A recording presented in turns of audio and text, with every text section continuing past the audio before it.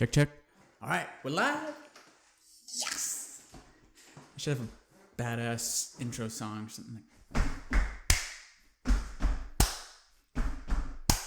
We will copyright infringe you. All right, my name's Kirk. This is No Name Nashville, episode 1. And I guess we'll call last week's episode the last episode or something like that. I recorded a full episode.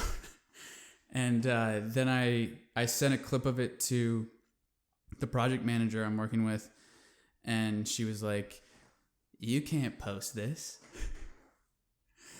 I had said too much about one of the projects we're working on, and I thought that might happen. I'm glad it happened on the first one because now I'll sort of be able to figure out what I can and cannot say about where I'm working with. And I don't think I've given myself an introduction. So if I didn't say my name, it's Kirk.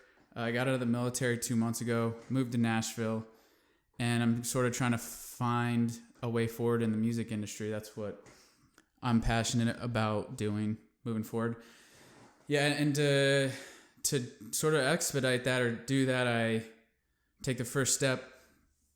I set up an internship as part of a transition program between the military and the civilian world, and 30 Tigers was gracious enough to work with me on that, and I'm a summer intern with them. Yeah, so like moving forward, I'd like to try to get them to open up a little bit more about behind the scenes, but we still need to kind of figure out, which is fine. I've got plenty of stuff to talk about. I think I'd like to start off the show by just giving some shout outs, starting with the project manager that I'm working with.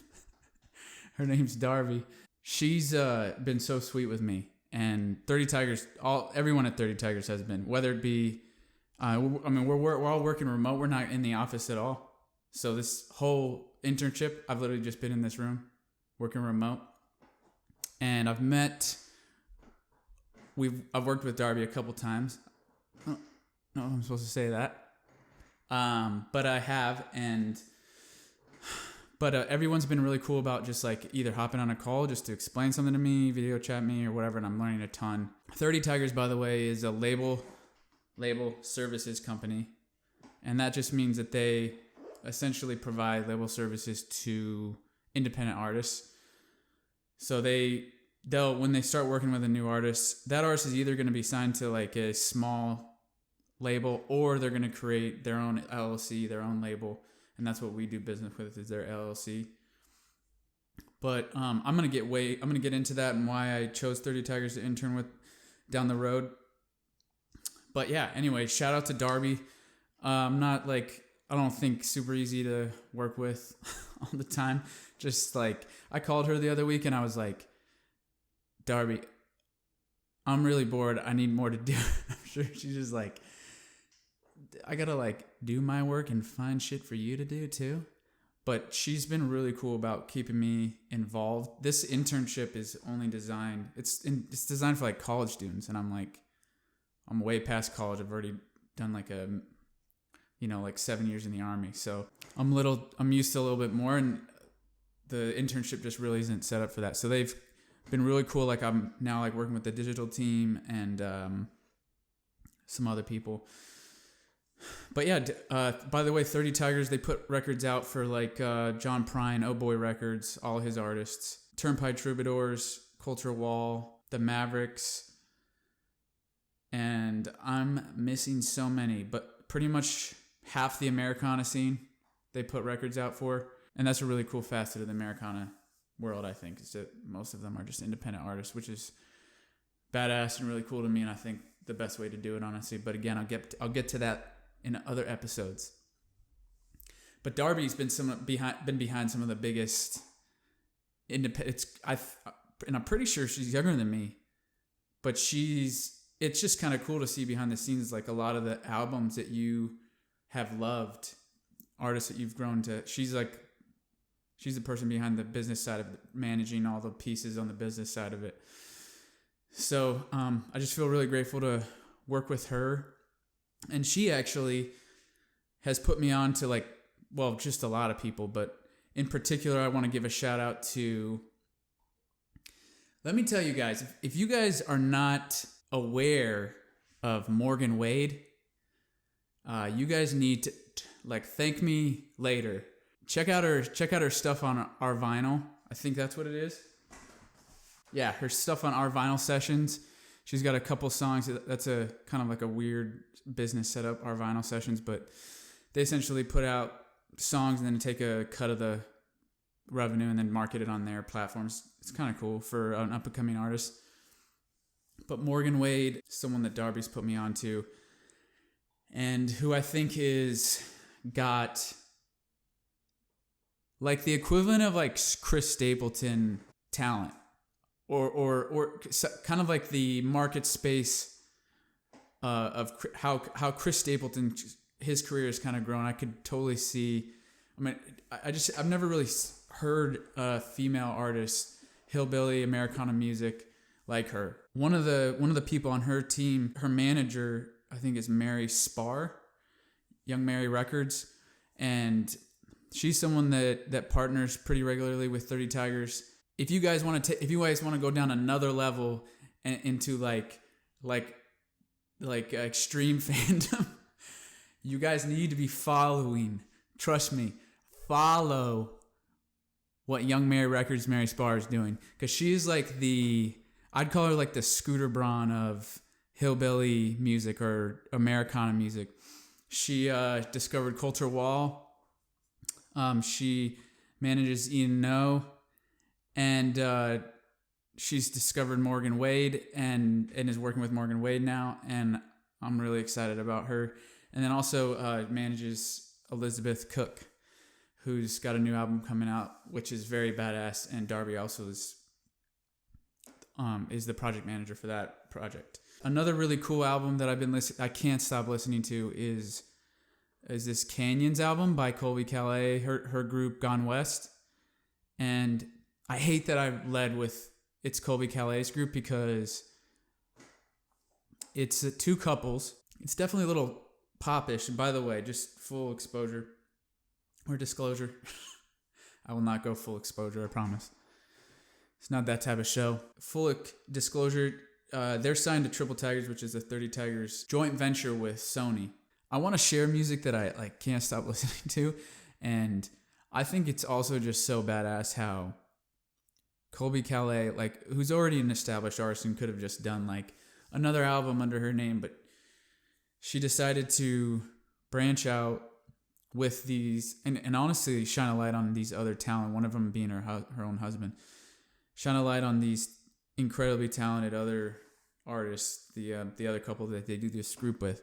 But anyways, I mean, if you I know Grady Smith gave him a shout out this week. It's definitely pop country, but the direction that some pop country is moving in particular the songwriting is incredible, and it's just Colby Calais and her music for me is always just been able to capture an essence of peace, and it goes beyond just a chill vibe or something I like to listen to it while I'm working and just kind of getting through my day. I've listened to that album at least 5 times. Anyways, I wanted to talk to you a little bit about everything that's going on in the world. I'm gonna get into kind of what I've been going off on my Instagram this week in country radio a little bit later, but there is a sense of just kind of fear in the air around obviously the world, but just in particular, and this is what this show's about, in particular the music industry. And people are just kind of one thing that you always sense, which is why I love independent artists, but what you sense with industry artists, big 3, big label artists, is that they're afraid to say the wrong thing.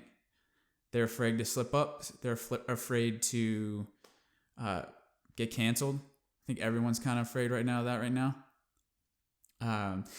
So it produces this atmosphere that's just kind of very tiptoey. And I've been I finally got to that Sturgill Simpson, that bluegrass set he did at the Ryman, and that guy does not give a fuck. he's crazy. I found out. I think what I do, like read his Wikipedia page or something. Found out that he was in the military for a while. He was in the Navy. And a lot of things started to make sense. You know, it's interesting being over here for a month and a half, moving from, if you want to call it military, an industry, but I mean, in that industry, if you, like, it's an industry based on lethality, kill or be killed. There's a certain urgency that adds to every aspect of your life when you're in the military. So now, like, coming over into working in the music industry. Now, I wouldn't be here if I didn't think music was important, but this shit doesn't matter. We're just having fun, guy. Like, it's music. Like, loosen up, man. You know? It was awesome to watch that bluegrass set with Sturgill, and just him talking about how he's difficulted his way out of a recording contract. I don't know if that necessarily stands up in court. I don't know if that's legal terminology. I difficulted my way out. You know, Sturgill is another guy that released an album with 30 Tigers and seems like he's fed up with labels and he'd like to go independent again. Come back. Man, that would be so sick. But yeah, I'm glad I saw that bluegrass set because there's something about an artist, and I'm going to talk about this next week. I already know that. There's something about an artist who displays absolute freedom in their creative choices. And I think Sturgill's probably wilting a little bit, maybe, with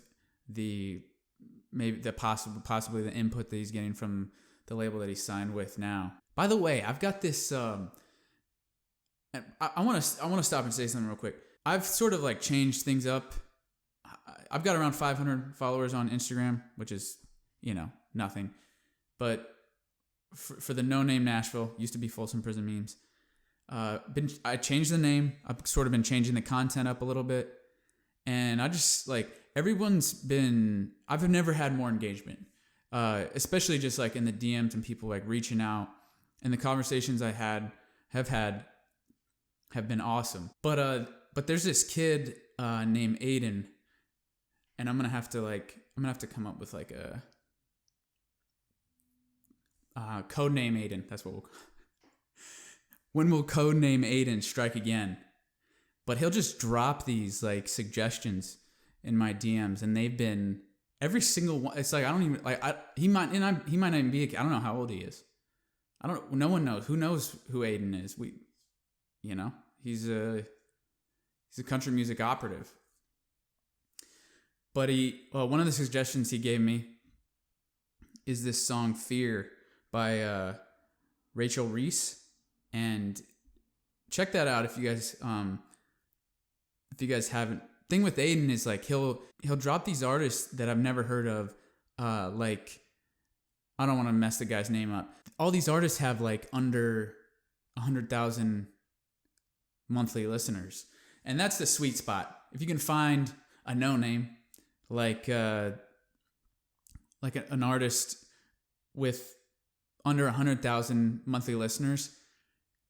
That's a jackpot. It's such a good feeling finding an artist like that. And codename Ayden drops him on the regular. You never know when he's going to strike in the DMs. Anyways, he introduced me to this album by Rachel Reese, and the lead-off track is "Fear." The song talks about how the fear of just having to please everyone, and I feel like there's obviously a lot, especially related to the racial injustices that have been taking place. There's a lot for everyone to learn. Living in fear of not pleasing everyone is just going to... Well, I don't see how it couldn't just destroy you. The approach Sturgill takes to life is just something I kind of want to take for this podcast as well. I mean, like, I've been... Obviously, this is like some 500 follower Instagram account. No one gives a fuck what I have to say. But I've been going in on country radio, which apparently is, you got to play the game, and you can't ever say something mean about country radio. I mean, it doesn't really affect any of the artists I like anyways, because they never get played. That leads me into the next thing I wanted to talk about, which is Black Like Me by Mickey Guyton, and just why I feel like a song like that isn't getting played. And I'll break it down a little bit for you guys. So part of like this time that I'm in the internship, I sort of give these little projects to myself, and it's nice to have this show to kind of like talk about it. Did a bunch of research on country radio, what makes it tick this week. Two of the main articles that I'll link below, or link wherever in my Instagram bio or wherever this is playing right now. An article by Rolling Stones called Radio Stations Hit Pay for Play, blah, blah, blah. I'll link it again. Wide Open Country Radio Deserves to Die. That was the... Wide Open Country keeps it real, man. Anyways, there is a thread of speaking out. One of the articles says, others caution, this is from the guy actually writing the article, as he's doing research, others caution that writing an article that could be perceived as challenging country radio's relevance or importance could hurt my own career. The phrase, they might run you out of town, was jokingly thrown out more than once. And you definitely get that sense that in radio, I mean, you can even feel that fear bleeding off of the mainstream artists. They're constantly saying things like, thank you for believing in me, radio. They don't believe in you. It could take upwards $1 million in promotional dollars to get a song to number one on radio. That's not believing in you. That's just them getting paid. I think the artists know that, and they have to play the game. And everyone kind of plays the game. That's why nothing changes in country radio. Even though, we had that huge thing in January where essentially one of the two guiding rules of radio when it comes to females was revealed and like admitted to, in that they won't play back-to-back females. The other rule, by the way, is that your programming should be about 15% female. So for an organization that has rules like that, and especially for some of these artists who are very progressive, and especially recently have loved to come out and talk about politics, you won't hear anything. You won't even hear anything about Mickey Guyton, who got one ad at radio last week and 0 ads this week. Maren Morris sort of, she tweeted out support. We hope our friends at Country Radio love this song, and nothing after that, as after one ad at radio last week. No one's gonna say. There's again a presence of fear. That's why I love artists like Rachel Reese and that song "Fear," because it's such a specific, almost like narrow message. It's not a summer bop, and and the stuff Rachel Reese is putting out, that's the type of stuff she's putting out. It's not gonna get played on radio either. Country radio is a fear-based system. Why would they put a song like that on? This is where country radio, before there's a huge radio. I think the FCC got involved with something called payola, or they named it, but essentially bribery to get spins. An old music business lawyer said in one of these articles, when I first started, it was hookers and blow to help get songs on the air. That's where shit started with country radio.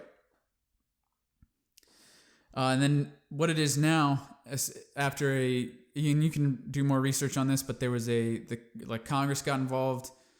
Like Congressman Spitzer, I'm definitely like fucking all that up, but they essentially had to get creative with how they bribed. And here's how it is now. Another former major label executive agrees, mentioning the expensive tastes of radio programmers. A dinner with the radio guys is not a cheap meal, the source says. Radio guys see the label coming to town and they think it's time for a good meal. They're not going to Chili's, if you know what I mean. One night we spent $2,200 on one dinner. And I've had conversations already with people in radio, now radio promotion. They talk to me about radio stations have t-shirt funds now. You can donate to our t-shirt fund. We really need We really need your help to get over the edge this month. Wink, wink. In the past, it was iPads. Everyone was buying people iPads. And I also heard that of another artist spent upwards of over $200,000 for radio promotion on Hot AC. And I don't think I explained the country Billboard charts or just the country charts. So there's two Billboard charts. There's Billboard Country Airplay and Billboard Hot Country charts. There's also a media-based country chart called Media-Based Country Chart. All of these charts are essentially based off two factors: spins, number of spins, and then audience per radio station. The only difference in the three is that Billboard Hot Country charts also factors in, one of the factors that they factor in addition to the spins and to the audience size of the radio stations, they factor in streaming as well. So you get a little bit of a broader picture. There are a lot of smaller indie real charts, like Billboard Country Indicator, Media-Based Activator, Texas Regional. Like a lot of these are, they're not based solely on promotional dollars. They have a little more pride in just the way that they choose art or respect the art. One of the reasons that it ends up costing so much is in 2006, and this is another clip from the article.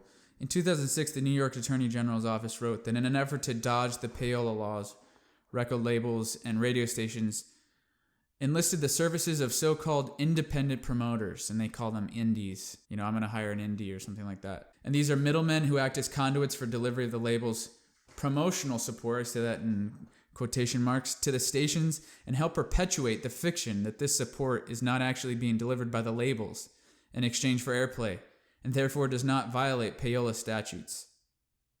Many independent promoters receive compensation from the labels for each ad they obtain. So I mean, if they're just doing promotion, why would they need money per ad? That doesn't make any sense. And remember, charts are based off the size of the audience and the number of spins. So especially when it comes to size of the audience, you can maybe start to envision how there would become a power structure involved where certain stations are, either banded together, and it can just get, those are obviously like the prize stations, maybe costing more money to reach that audience. Another clip from this article: promote a single in the top 40 format. You're probably going to hire 10 different indies on every record. There could be one guy who has one station you want, another guy who has 12 stations that you want. I don't think there's any way somebody could have a hit at radio without having to do that. So because of the different sizes of audiences, you have different indie promoters.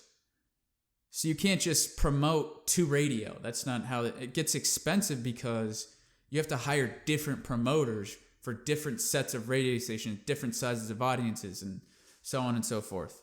And this is just how it works. A promotions executive with extensive major label experience said, "We call it the toll. Everybody has to pay it." And these radio stations essentially become gatekeepers for people's career. I think that's changing a lot. I don't think country radio is getting wise to it. I think honestly, the country industry needs country radio less than they think they do. For some reason, it's still this, artists are constantly cramming down your throat how they got a number one at radio. Like, all that really means to me is that you paid more money to get it. And obviously, yes, these artists are talented, but for every song that is getting picked up, there are 10, 20, 30, 100 right behind it willing to line up and pay these radio promoters. I mean, in conclusion, labels force over hundreds of thousands of dollars, sometimes more than 1 million, to promote artists up to number one status. I mean, one thing to remember is so you promote for ads, and then the way this usually works is they'll push the single in at a low chart position, and then you just week by week, it could take weeks. I mean, sometimes you hear about these songs going on. I mean, you're like, this album came out, this song came out a year ago. It takes so long to get up all the way up to, I think The Bones by Maren Morris is, I mean, she's already like finished her tour. Like in Bones, The Bones is number one now. And then they have to like keep it there. So they have to keep promoting, you know, it just kind of builds on itself and more money. And ultimately, I mean, the article said it. That's why you almost never hear anybody except major label artists on corporate country radio. They're usually the only artists backed by a company that can afford to play the game. Even independent artists with large chunks of money to spend on radio rarely make it into the top 10 because radio wants to know that if they spend time spinning the artist, the label will keep financially supporting subsequent music. And that's how they build these massive, so like a Thomas Rhett. It's like, we know, and I forget which label he signed with, but like we know that every single that he pushes, we're going to get that money. We're going to get those promoter dollars, the discretionary funds.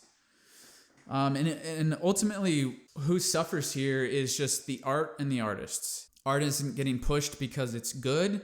It's getting pushed because or relevant.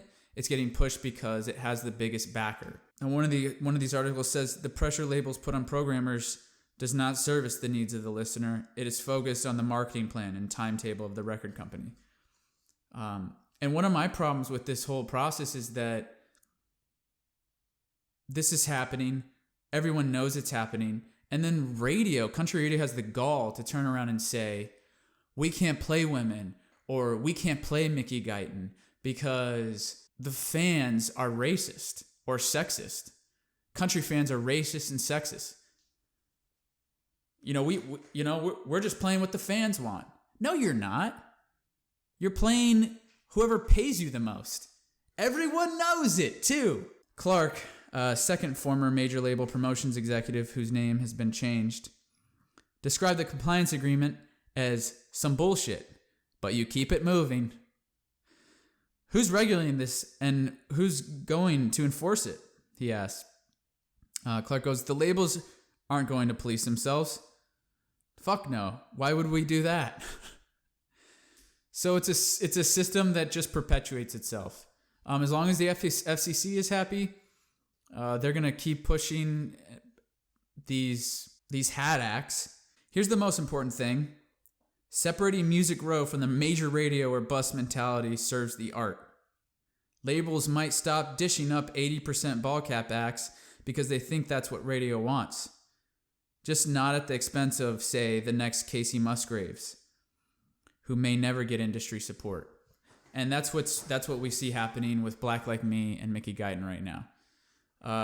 It's a song that should be getting lifted up by country radio, and it's not, because this essentially bribery system of just payola, cash for spins system that benefits the major labels, the only ones that really can afford it, and then have the relationship with Top 40 radio. And Mickey Guyton, she signed with Capitol, but like country radio isn't going to take a risk on that song. They aren't even going to try. I mean, they didn't try. One station played the song at Top 40 Country. This week, no one added the song. Ultimately, major radio or bus mentality serves up ball cap acts. It serves up the Dustin Lynches of the world, the Luke Bryans. I mean, looking into the future, what's the next step? Well, I've had a lot of conversations over the last couple of days with peers in the music industry. Thought about it a lot. And I mean, we just have to start supporting streaming more, which is what we're already doing. I mean, like, here's the thing that pisses me off is like, or it's just stupid, is like, I don't really give a shit what happens on Top 40 Country. I also don't really listen to the radio. It doesn't fucking mean anything to me. The whole system doesn't mean anything to me, and I don't think it means anything. I mean, research shows radio play can influence streaming among certain demographics, but younger listeners who are far and away more likely to use Spotify are also more likely to drive streams. They're also the generation less likely to listen to radio. The newer generations aren't listening to radio, and So, I mean, radio is just going to die by itself. They haven't, technologically, they haven't advanced. There's so many ways they could have pivoted from just radio online that they haven't, but also they just socially they haven't advanced either. They've continued to just blame country music fans as sexist and racist as an excuse to play the ball cap acts. Go down a chart and read the top 40. It's just a bunch of 6'3" white dudes. And listen, I got no problem with a white dude, but I mean, that's not the only thing that's out there. I understand that there are less women to play. Maybe, I don't know. Like, honestly, that's probably not even true. But I understand that there are less, let's take it from this angle, there are less diverse artists to play. But when there's a moment like there is with Black Like Me and Mickey Guyton, why isn't that moment? You'd think they'd have a little self-awareness with this. I even understand from their perspective getting paid for promotion of the music. Say the FCC was completely, paying for spins. It's marketing. They're paying the record is the record label, the artist, the song, that project is paying for marketing. And I understand, but you would think that they'd have a little bit of awareness. They pretend to have awareness. Everyone wanted to post a black square when it was in. Everyone wanted to change their name from one name to a name that their fans have already been, essentially making no sacrifice. And then now we saw this shit, so that became with Lady Annabelle. But it's all optics. Once it comes down to giving up spins, giving up marketing dollars, promotion dollars, promoters, discretionary fund dollars, they're gone. They're out. So I think our generation, I just wanted to talk about it because I want to kind of shape the direction moving forward. I think the future of the radio disc jockey or the radio station or the influence that radio carries is the playlist. It's going to be found in the playlist. And already it's obviously moving that way. Half of what 30 Tigers does is get people on playlists. That's like one of the most important things that we do. But the way you're going to start seeing it is they're going to be influencers. Look at like a Whiskey Riff or like a Young Music City or a No Name Nashville. And these are the people, these are the playlists, these are the promoters that are going to shape the future. And I just hope that like we'll have a little more awareness than generations in the past have had. That when there's a message, an important song that should be lifted up, like Black Like Me by Mickey Guyton, that we take the opportunity to do that, to raise that up. Yeah. So, that's all I got for this week. I did want to say, it's been about a week and a half since I changed up the content quite a bit, and I have lost quite a few followers, but I kind of expected that. This isn't necessarily what people signed up for, so I understand, but the amount of support and like engagement I've been getting has been awesome. It's really exciting. Like, I'm really excited about the future of the genre of country. I think that the new young fans are really exciting, and they're looking for something to engage with. And hopefully this can be a place for you guys to do that. And I really appreciate the support so far. We'll see where this goes. Just to peek into next week, leading into the July 4th week, I kind of want to share some of my perspective on country radio and the military. And obviously that's a huge relationship, but I'll give some of my takes on that, and also just talk a little bit about freedom. And I'll leave that there. All right, I'll see you guys next week.